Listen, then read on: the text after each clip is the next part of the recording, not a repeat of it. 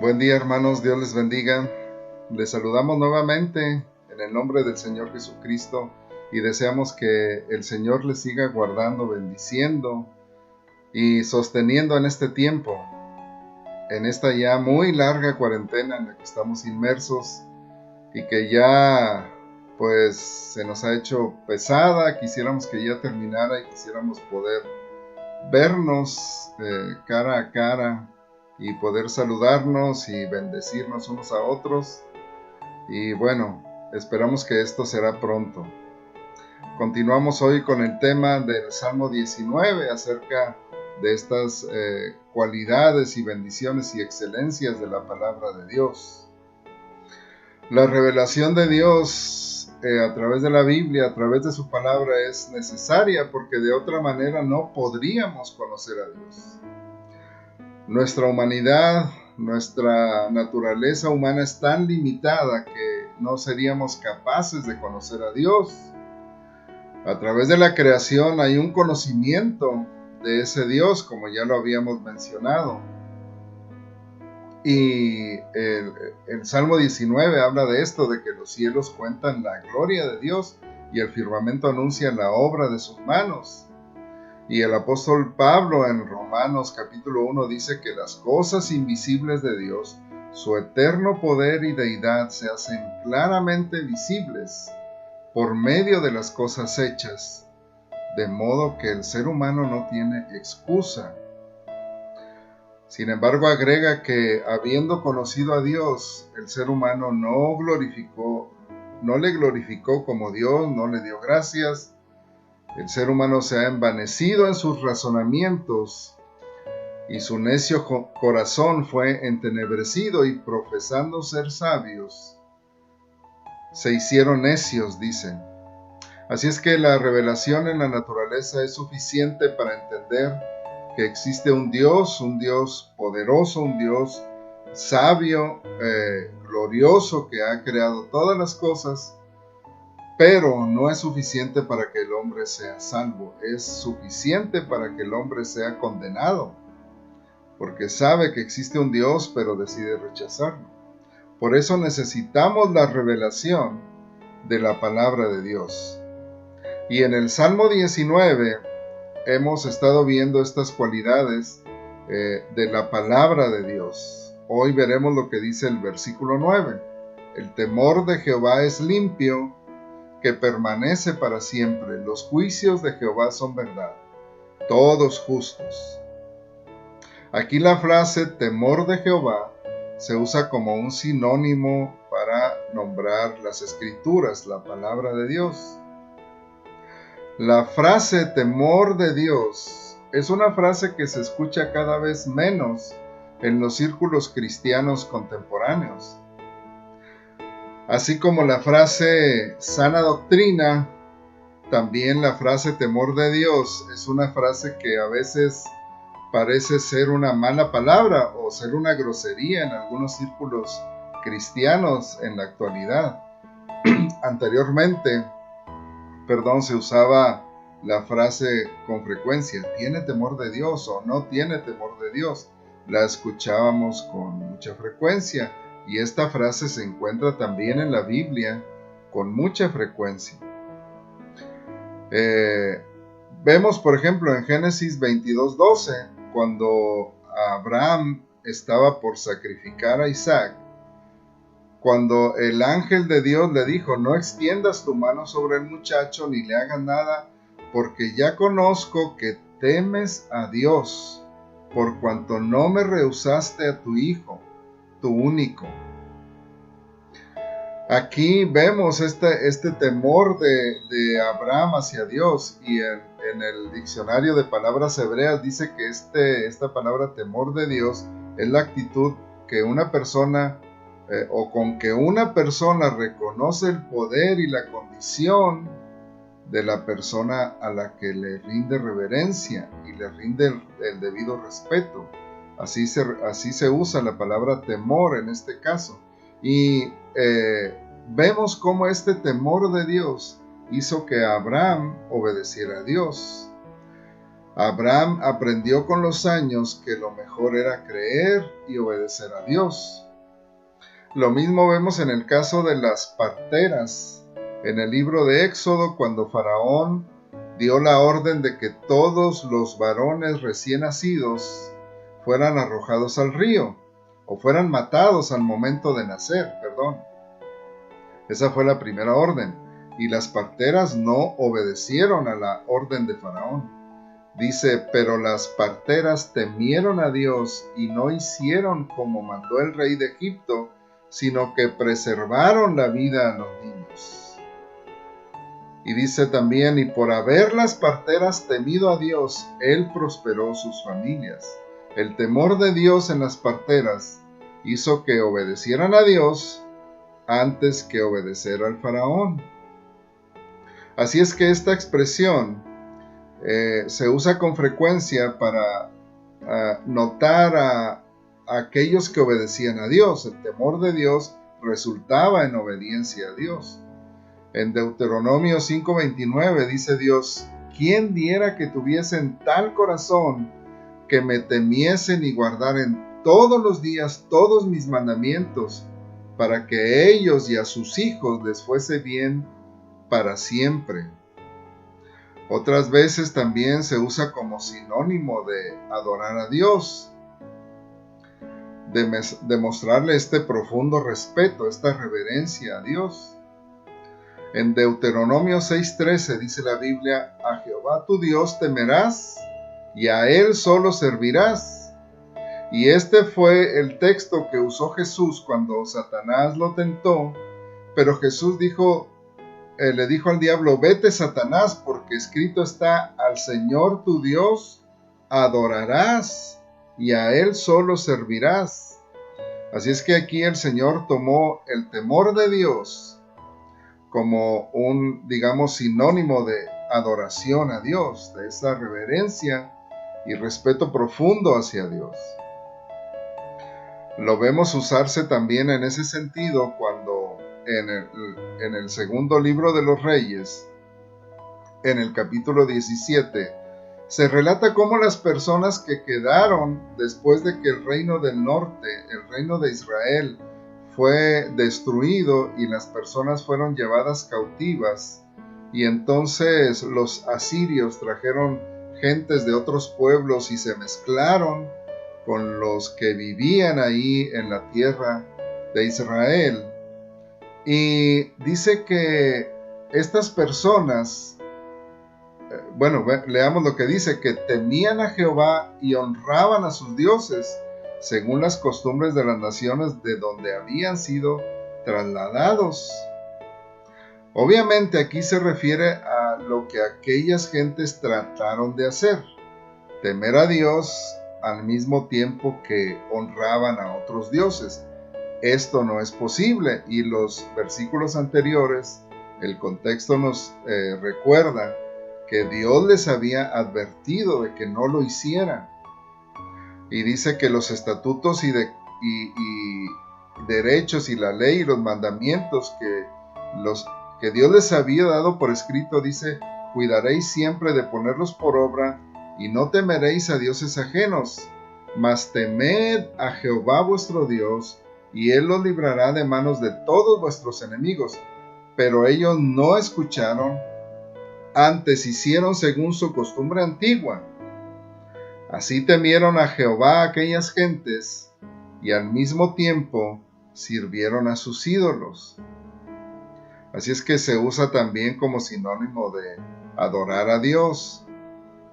La Biblia nos dice que nuestro Dios es un Dios temible.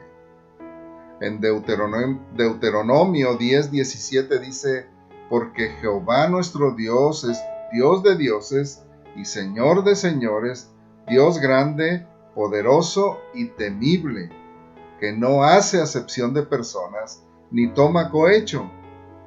Y en el Salmo 47:2 dice, porque Jehová el Altísimo es temible, Rey grande sobre toda la tierra. Cuando los discípulos vieron lo que Jesús hizo al calmar el mar tempestuoso, ellos tuvieron gran temor, y nos habla precisamente de este temor reverente hacia el Dios Todopoderoso.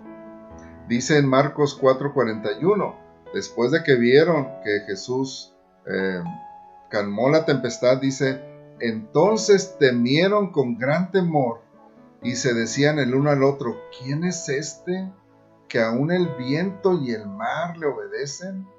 Temieron con gran temor. Tenían mucho miedo cuando vieron la tempestad y temían de que la tempestad fuera a hundir la barca y que ellos fueran a morir.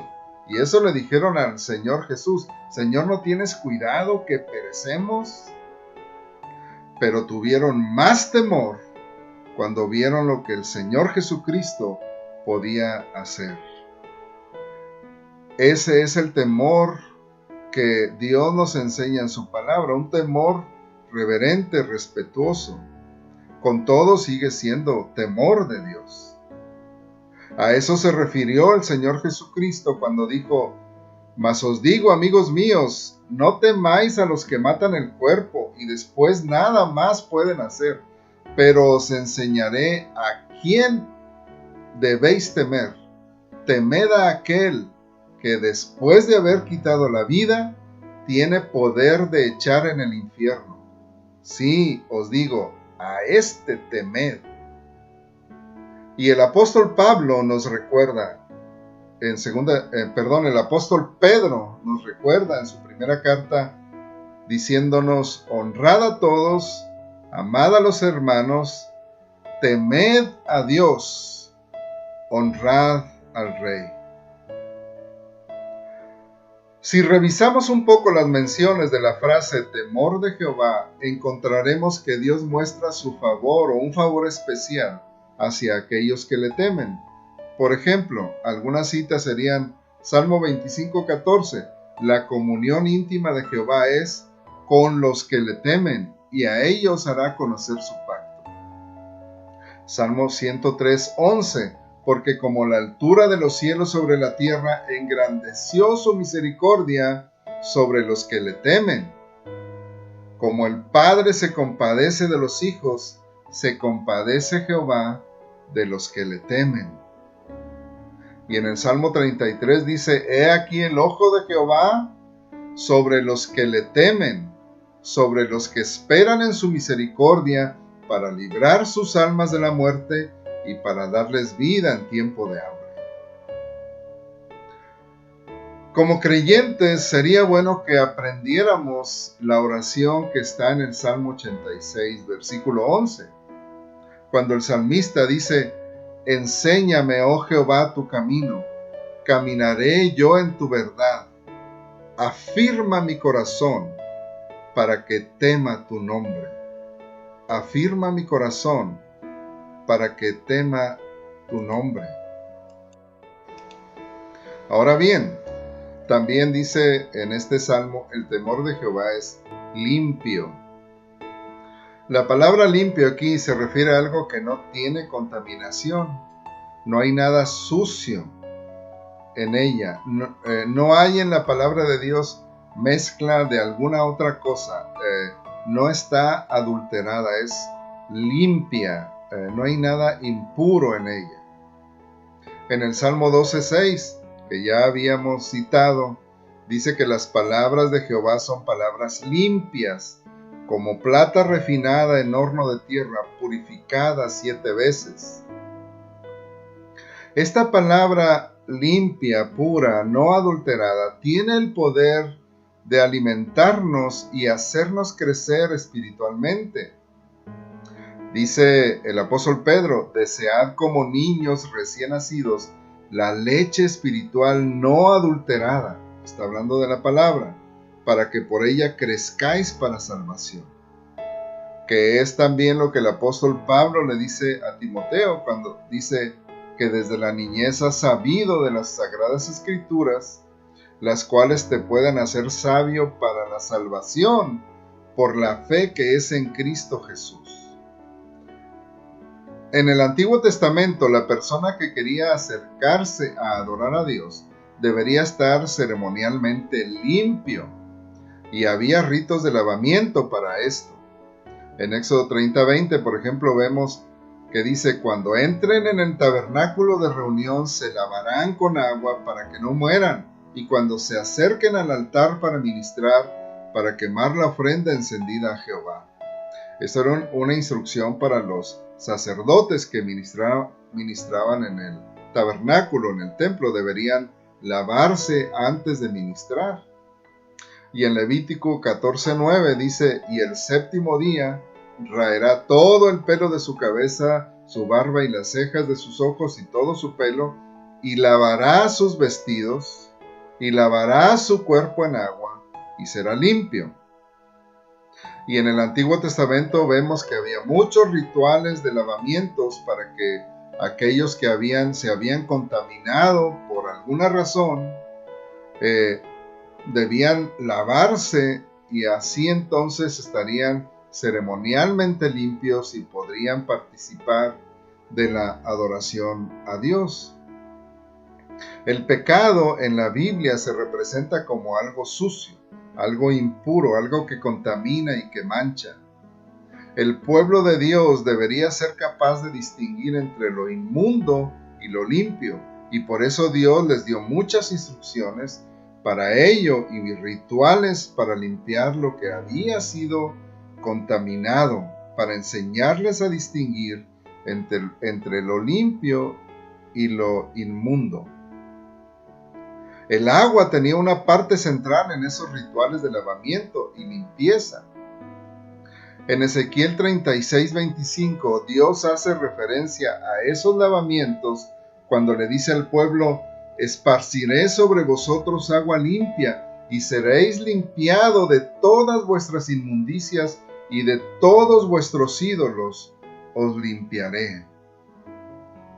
En el Nuevo Testamento se nos dice que ese lavamiento del agua es por la palabra. Es el lavamiento que el Señor ha hecho con cada uno de nosotros, su pueblo. Por ejemplo, en Efesios 5, del 25 al 27, dice: maridos, amad a vuestras mujeres, así como Cristo amó la iglesia y se entregó a sí mismo por ella, para santificarla, habiéndola purificado en el lavamiento del agua por la palabra. En el lavamiento del agua por la palabra, a fin de presentársela a sí mismo una iglesia gloriosa, que no tuviese mancha ni arruga, ni cosa semejante, sino que fuese santa y sin mancha. Esa es la iglesia que el Señor Jesucristo ha purificado a través de su palabra. Jesús les dijo a sus discípulos: ya vosotros estáis limpios por la palabra que os he hablado. Ya vosotros estáis limpios por la palabra que os he hablado. El temor de Jehová es limpio, que permanece para siempre.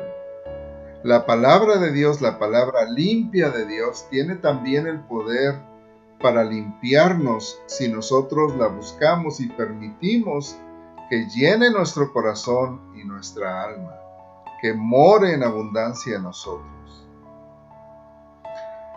Jesús también en las bienaventuranzas dijo: bienaventurados los de limpio corazón, porque ellos verán a Dios. Dios ha limpiado nuestro corazón por su palabra, y especialmente Dios ha limpiado nuestro corazón por su gracia, por la sangre de nuestro Señor Jesucristo, nuestro amado Salvador. Pero también es cierto que cuando buscamos mantener nuestro corazón limpio a través de la palabra, a través de obedecer la palabra de Dios, de buscarla, de leerla, de conocerla y de obedecerla, entonces tenemos una mejor capacidad de ver a Dios en su palabra, de ver a Dios en nuestra vida, de ver a Dios en nuestros semejantes, en la creación, en el trabajo, etc. Porque los de limpio corazón pueden ver a Dios. Por eso sería bueno también recordar la oración de David en el Salmo 51, cuando le dice al Señor: Crea en mí, oh Dios, un corazón limpio y renueva un espíritu recto dentro de mí. Ciertamente Dios ha hecho eso con nosotros cuando creímos en el Señor Jesucristo y nos acercamos a Él por fe. Pero es también una oración que debemos recordar para mantener nuestro corazón limpio a través de la palabra, de la obediencia a la palabra de Dios. Aunque el agua de los lavamientos era una de las cosas que limpiaba ritualmente al pecador que quería acercarse a Dios, realmente la sangre era la que purificaba y daba acceso, por decirlo así, al perdón de los pecados. Y vemos cómo en el Antiguo Testamento el que se acercaba a Dios debería llevar un sacrificio y derramar su sangre. Dice, por ejemplo, en Levítico, y pondrá su mano sobre la cabeza del holocausto y será aceptado para expiación suya. Entonces degollará el becerro en la presencia de Jehová, y los sacerdotes hijos de Aarón ofrecerán la sangre y la rociarán alrededor sobre el altar, el cual está a la puerta del tabernáculo de reunión. El sacrificio, la sangre, hacían expiación por el pecado. Esto, digamos que quiere decir que al colocar sobre el animal sus manos y confesar sus pecados, el animal entonces iba a morir en lugar del pecador y así sus pecados serían cubiertos. Decimos cubiertos porque el libro de Hebreos nos recuerda que esos sacrificios de los animales, esa sangre de los animales solo cubrían los pecados, no los borraban. Fue el sacrificio de Jesucristo en la cruz el que finalmente ha limpiado todos nuestros pecados y nos ha perdonado completamente. El Señor Jesucristo dijo, esto es mi sangre del pacto, que es derramada por muchos para el perdón de pecados. Cuando Él dio el vino en la última cena, les dijo, esta es mi sangre del pacto que es derramada por muchos para el perdón de pecados. Y el apóstol Pablo dice que en Cristo tenemos redención por su sangre, el perdón de pecados. El apóstol Juan también dice que la sangre de Jesucristo su Hijo nos limpia de todo pecado. Si decimos que no tenemos pecado, nos engañamos a nosotros mismos y la verdad no está en nosotros. Si confesamos nuestros pecados, Él es fiel y justo para perdonar nuestros pecados y limpiarnos de toda maldad.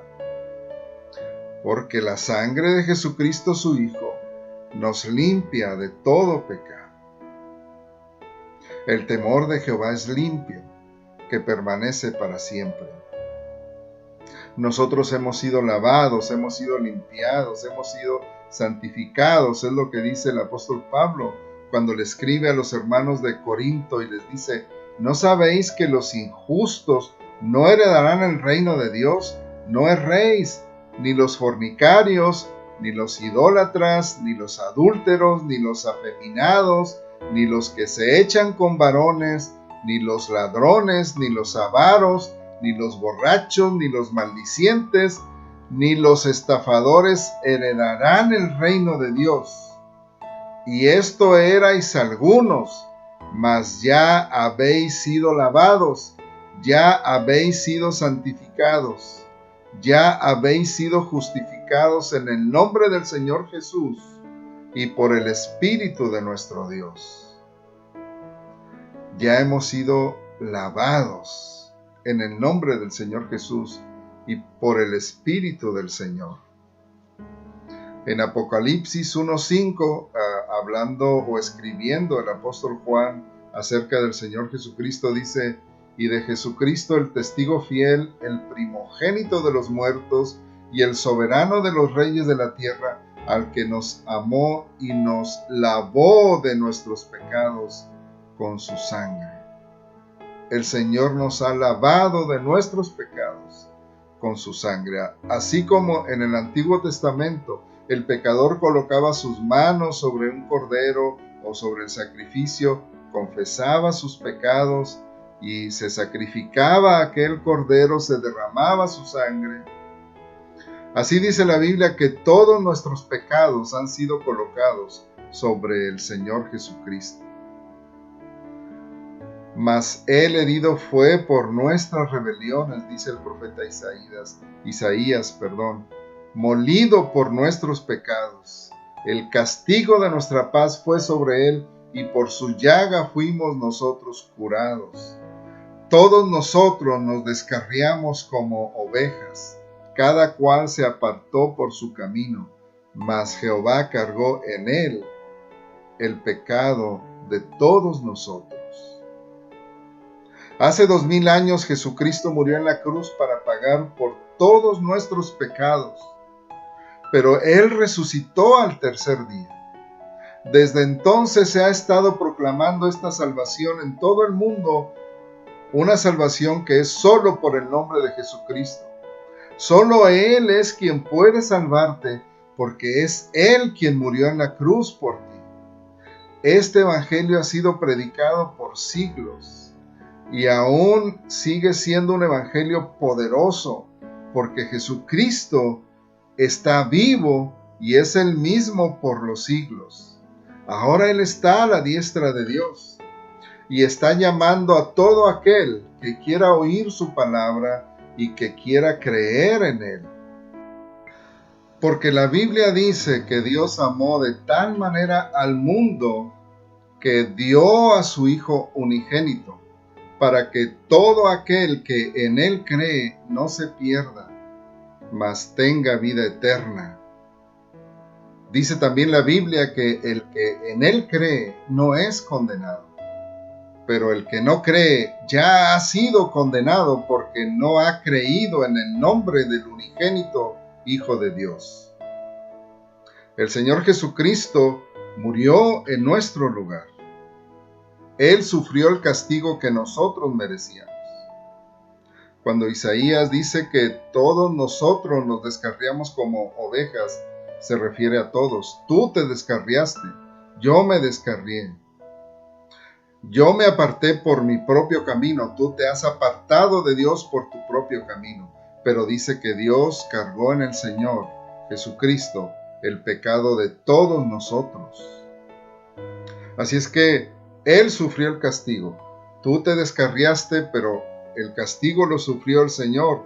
Tú te rebelaste, yo me rebelé, pero el Señor fue azotado por nuestra rebelión. Yo me alejé, tú te alejaste de Dios. Tú has hecho tu voluntad. Yo he también en un tiempo hecho mi voluntad sin considerar a Dios. Y el Señor Jesucristo fue el que sufrió por eso, para poder reconciliarnos con Dios. De manera que si tú crees esto, si tú entiendes el Evangelio y sabes que tú eres un pecador que has ofendido a Dios y necesitas el perdón de Dios, el perdón de Dios y la vida nueva están accesibles por el Señor Jesucristo, porque dice la Biblia que en ningún otro hay salvación, porque no hay otro nombre bajo el cielo dado a los hombres en el cual podamos ser salvos.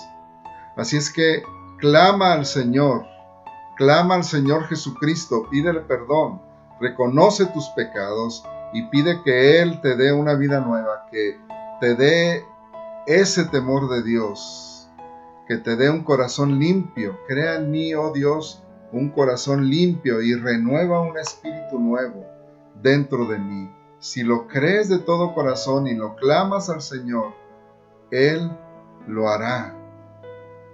Hazlo ahora, hazlo con tus propias palabras y pídele al Señor que Él sea tu Salvador y que te dé la vida que Él tiene para ti. Y que Dios te bendiga.